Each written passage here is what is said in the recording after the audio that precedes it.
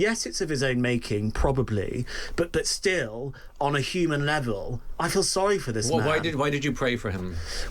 I don't want anything bad to happen to him. And the way he's been treated, the way the story has been reported, we've been talking about this for weeks. I've been booked on to talk about Jason Arday on another show tomorrow.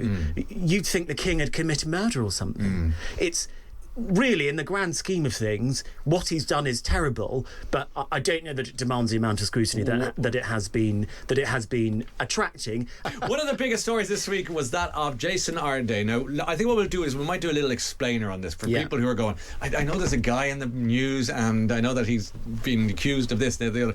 Suffice to say, he's 37 years old. He was the youngest black person ever appointed to a professorship in Cambridge's history, is now being investigated by the university over claims of academic misconduct. Now, he's been accused of plagiarising parts of the PhD dissertation he wrote in 2015, which he denies, and indeed of fabricating his academic qualifications. On Wednesday, he resigned from his positions at the university, saying he wanted to preserve his well-being. So today, it's been revealed that some of the wilder claims he made, such as running 30 marathons in 35 days, think about that for a moment, and separately raising more than £5.5 million for charity, these were watered down by Simon & Schuster long before the scandal broke, although they're still publishing his memoir, Great and Unfortunate Things being the name, later this month. So, Albie, how did any of this slip through the cracks at Cambridge? What does this tell us about standards and quality control in academia, broadly speaking, and how do you feel about this story?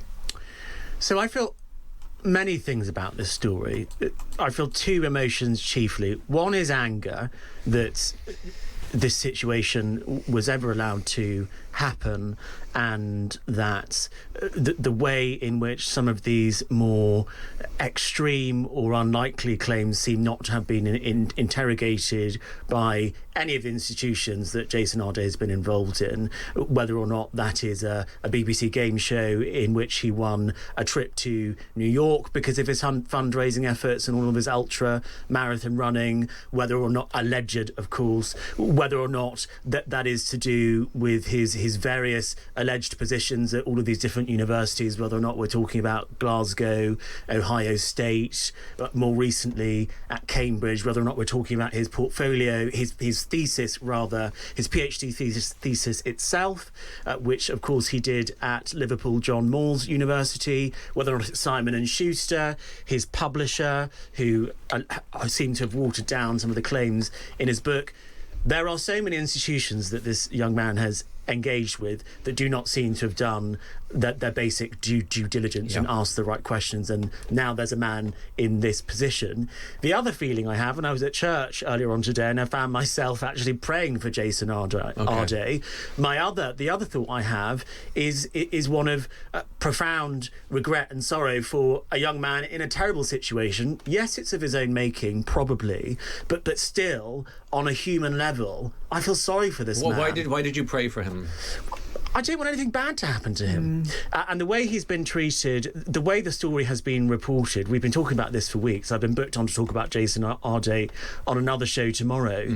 You'd think the king had committed murder or something. It's really, in the grand scheme of things, what he's done is terrible, but I don't know that it demands the amount of scrutiny that it has been attracting. And I think part of it is to do with the time of year that this story's broke.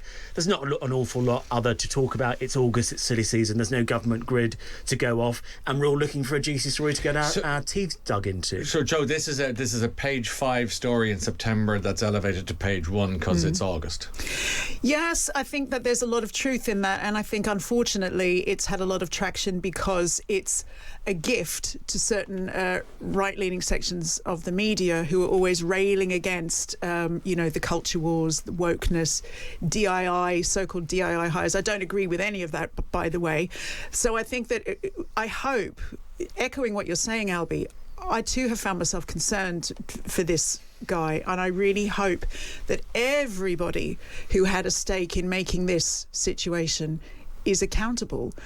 What's going on at Cambridge where there was no due diligence done? Why was this man's accreditation just rushed through and any doubts raised about it dismissed blithely as racism and bullying. It's like we really need to take stock. There is that issue that some people talk about of overcorrection. We saw it in the horrible murder of Henry Novak.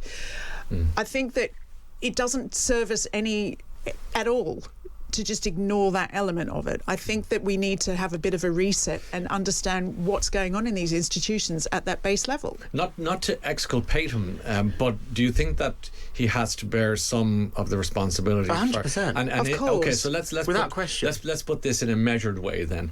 What's the best thing he can do by way of saying to people, okay, I made mistakes and here we are, or does he fight it and brazen it out? Look, there is a process now going on at the University of Cambridge and at Jesus College, Cambridge. I think that due process has got to be allowed to take its course.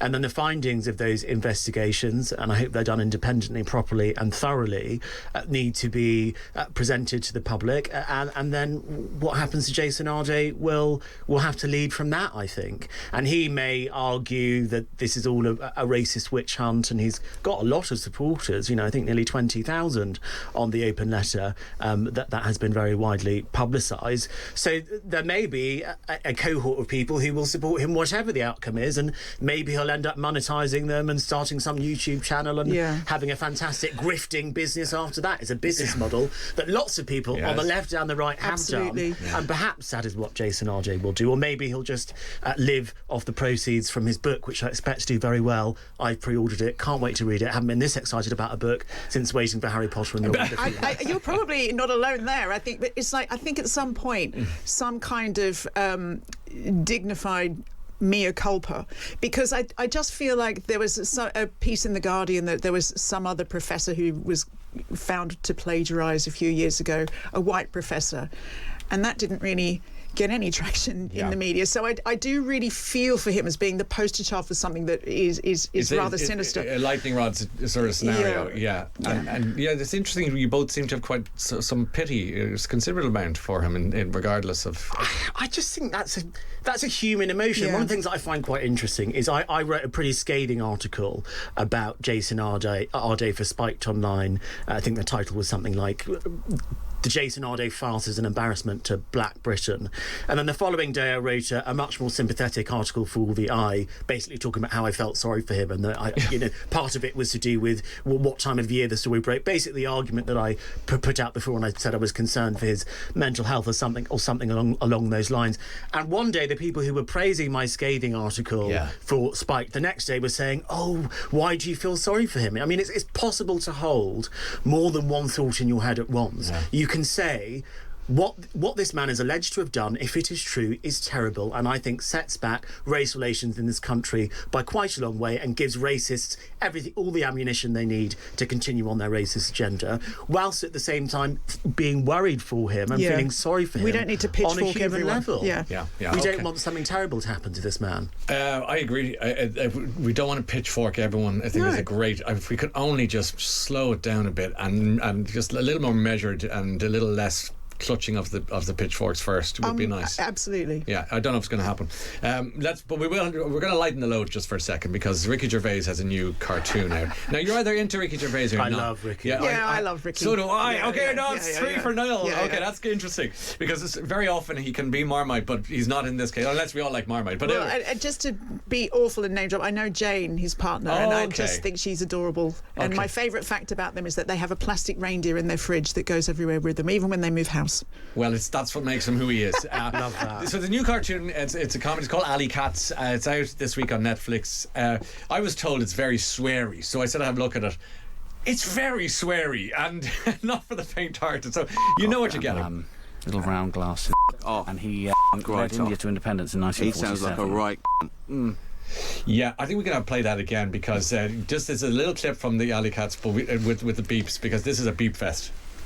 Off, Gandhi. Little round glasses. Off. And he led India to independence in 1947. He sounds like a right. Okay, you get the idea. So, Joe, Well, I'm sitting here, I'm looking at a copy of You magazine, which I used to be the editor, and every Christmas we had a joke award show, and I used to get a certificate every year for being the sweariest in the office. So that's where I okay. stand on swearing. So you're not going to be standing on any pulpit. No, but do you know what? Yes, there is a lot more swearing in television, but there's also a lot more, I'd say, borderline porn. That's what bothers me more. You know, I'm sitting watching Industry with my daughter, and she's 21, and I have to leave the room. Great show, I can't watch it with her. I can't watch it with her. It was ever thought. You had the same problem with your parents. That's the Lion King. That's what's happening there. Albie, will you be watching this? I don't know that I will be watching it. I'm a bit more of a Puritan on this, I have to say. I'm the kind of person that flinches when my sister swears at home, and I think, oh, why should you have to say that in that way? Just think of another way to say things, please.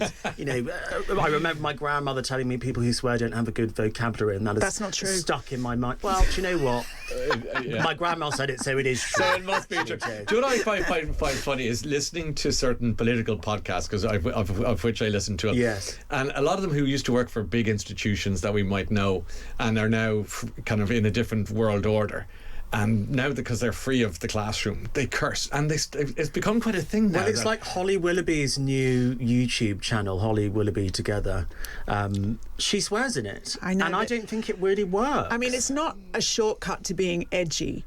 No, it it's doesn't. not. Sort of think For swearing some all people, of a it feels sudden I'm natural, cool. and some it doesn't. And I agree with you. I don't think that it's chic to drop an F-bomb every 5 seconds. No, but there's something so satisfying about those consonants sometimes. But then I think the less often you swear, that's it. Then when you do swear, that's it. Then it becomes something. Because there's a currency to swearing, and Yes. you debase it if it's constant. But when you use it with aplomb, it's $1 million. But I do love saying shiitake mushroom on the radio, which is a beautiful way and of I love getting. my Shih Tzu dog. I know you love do. her. I'm so happy we're going to a break now, because there's certain words in the Irish language which will get me taken off the air.